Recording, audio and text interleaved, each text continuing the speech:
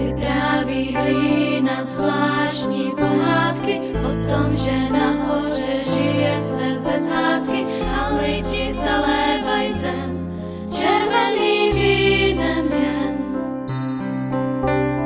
Hledali proutkaři, hledali pramínek v půšti, když vítr utichl havranům ze světla šat.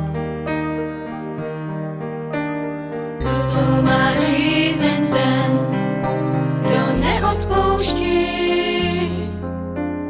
některé ledy i na slunci neumí tát.